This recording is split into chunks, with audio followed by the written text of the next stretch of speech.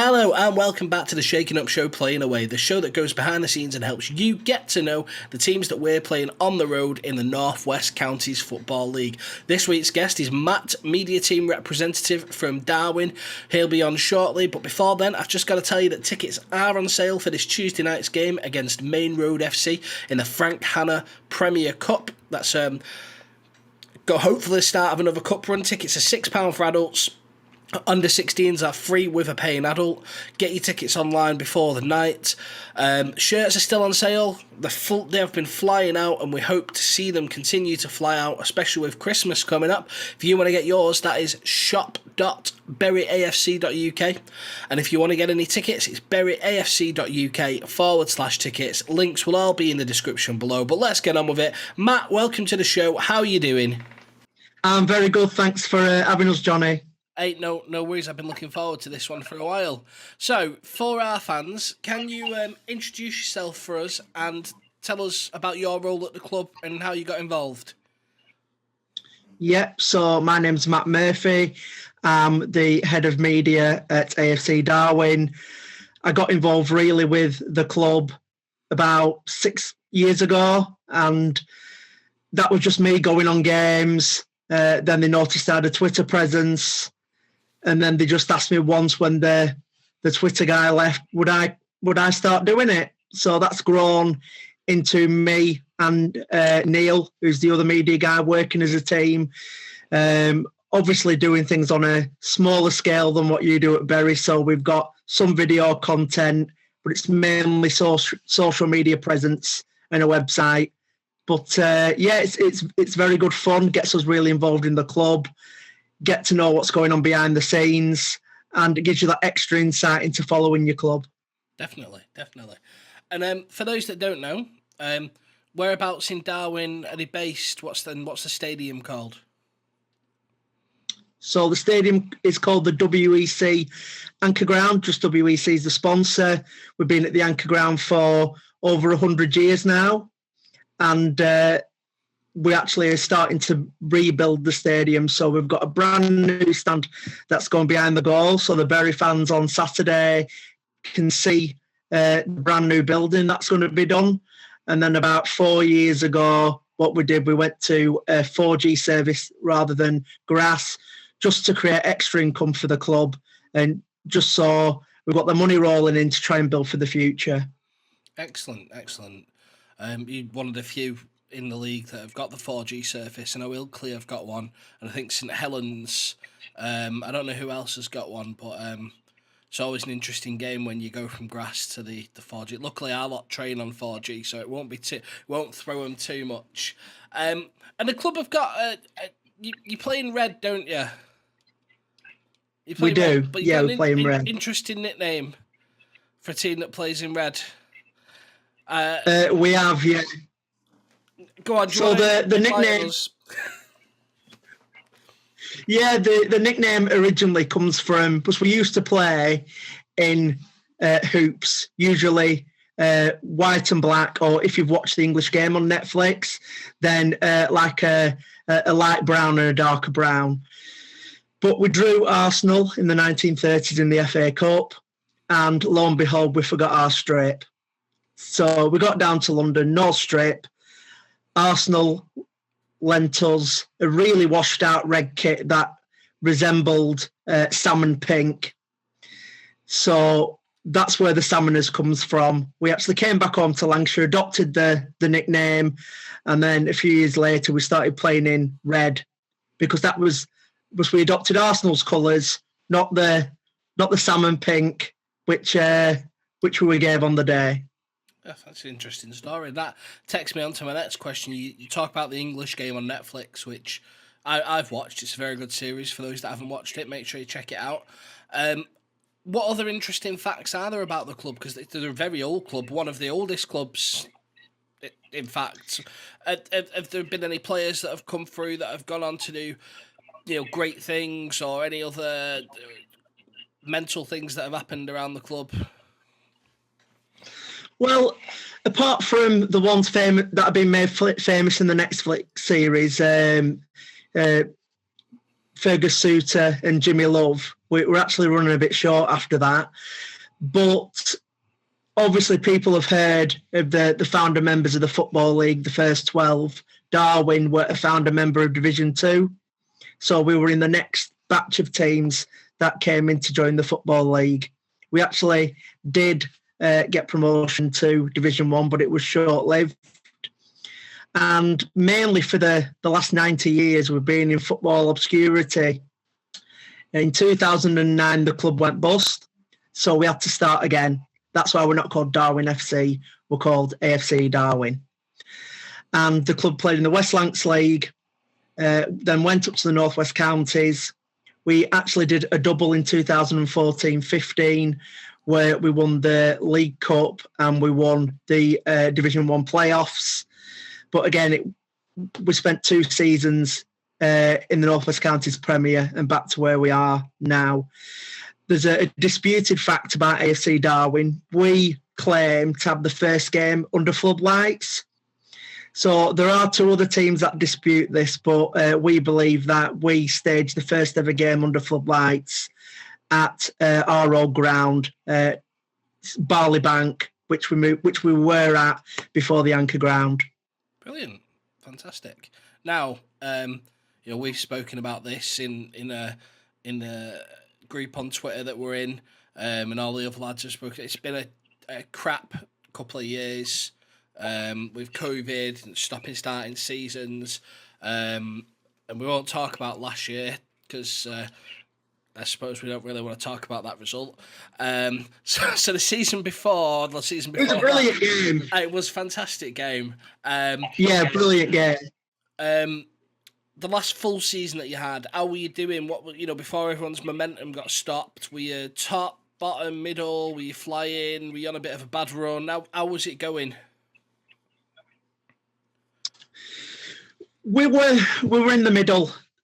So the season we actually got relegated back into North West Counties Division 1. It was an horrendous season, and I just went to games where we were just getting a hiding every week. So we got relegated. We had a bit of a change in management. So Kenny Langford came back in to run the first team, and it's just been a rebuilding process. So last season, I know it was curtailed, but we were actually 3rd in the league. And when it came on to this season, we thought, well, we've got a chance at a playoff push here. I know results haven't gone our way this season. We've had horrendous injuries. We've had games where we've had 9 players out injured. So it's been a bit of an odd season. We've been winning a game and then we've been losing 3 or 4 due to injuries and suspensions. So the victory against Nelson on Saturday was a massive relief. Hopefully that can give us some confidence going into our game and then hitting the busy road to Christmas. Definitely. But we were expecting a playoff push, as I said before the season. It's more turned into a bit of a scrap at the bottom. But I was joking the other day saying we're only 7 points off the playoffs. And you never know in football, it only takes a few wins and a run to get together before you're flying up the table. There's a long way to go yet as well. I mean, I know they had some points. There is. I know they had some points took off them, but Cleatamore were one of the talked about teams at the beginning of the season, and now they're down there. I don't expect it to take them long to bounce back up, but anything can happen between now and April, can't it? So we'll have to see. So talking about Saturday's upcoming fixture, at the moment it's all ticket. We will put the link for the tickets in the description of the video. But what can the fans expect from a trip to the Anchor Ground then? A nice pie, a nice pint. What are they looking forward to? Well, yeah, we've got a nice bar. We've got the Salmoners Lounge, and in there we serve a selection of beers and alcohol. And we're a very friendly club. We're a community-run club. I know community is very at the heart of yourselves. And we're no exception, really. So you'll come into the ground. You'll be greeted by a sign that actually says Darwen FC on. Then you'll have the Salmoners Lounge. We have a big seated stand, and we also have building in progress with the new stand that's going behind the goal. But yeah, good pie, good pints, friendly fans, and I really hope that you enjoy your trip. Not too much, of course, but I really hope that you enjoy your trip to us on Saturday. And we really look forward to just playing you again, because last season, I know in the end you battered us, but it was a really entertaining game. It was a good game. Was that one of the games? Because me and Nick, one of the other media guys, we've got this thing where whenever Bury play at home, it smashes it down. Was that one of the days when it was raining when we played you? Whenever we play at home, it just seems to absolutely lash it down. Yeah. No, it was actually an all right day, a bit cold.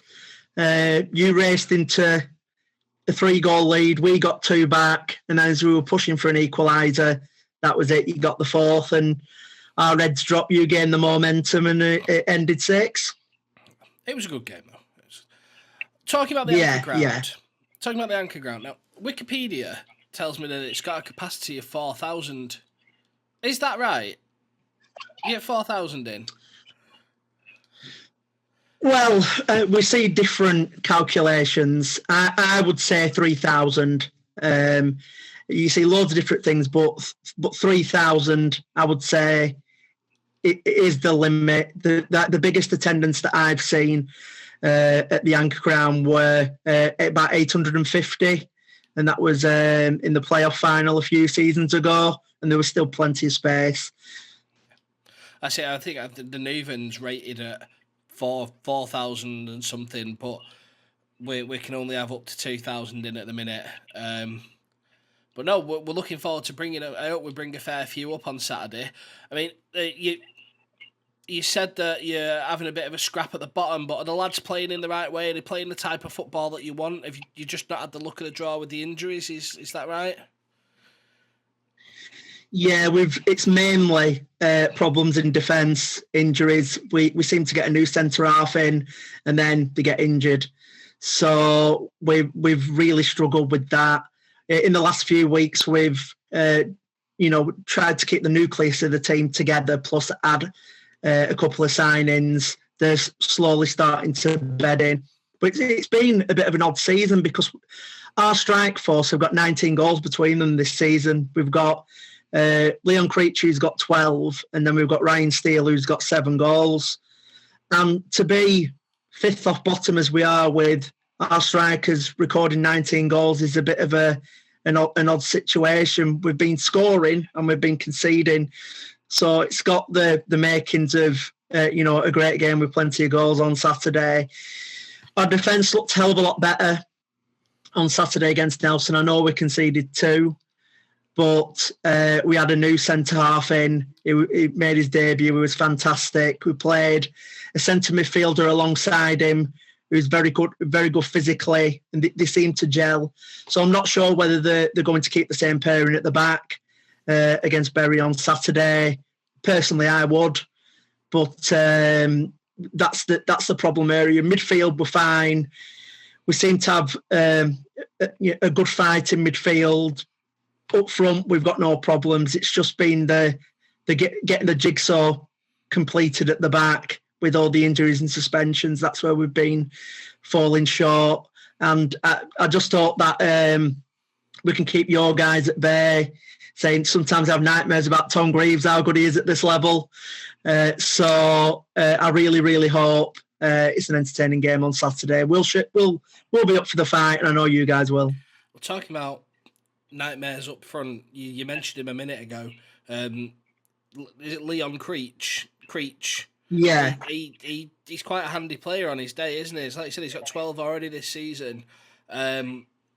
He's definitely one for the Bury fans to watch out for on Saturday, isn't he? When he gets on the ball. Anyone else that they should watch out for? Any other exciting players we might not have seen last season?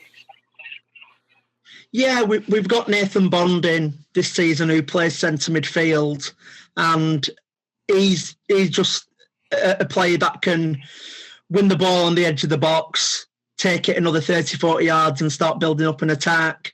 And he's quite handy with building up some link-up play. So he's definitely one to watch out for. And Rio Wilson-Hayes, he did play against you last year, but he's very He's a very handy player on the wing, can put a good ball in, not bad at set pieces. I remember because I hate having to type double barrel surnames when I'm doing the Twitter commentary. So I remember him. Right, I've got one last question. I've not asked it in the last few episodes, but because I've got a fellow social media and media person on, that one of us is going to get grief in the group after the game.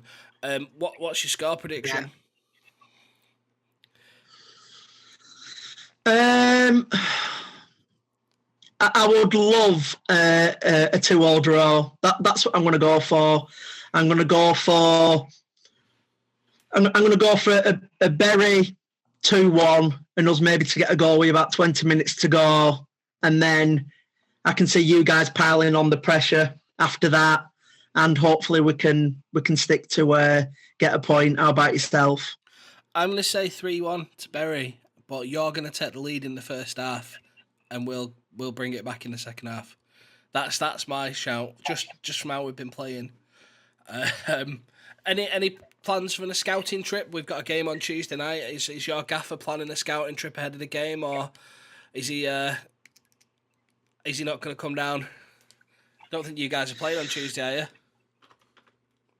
No, we're not playing on Tuesday. As far as I'm aware, we're not going on a bit of a scouting trip to watch you guys play.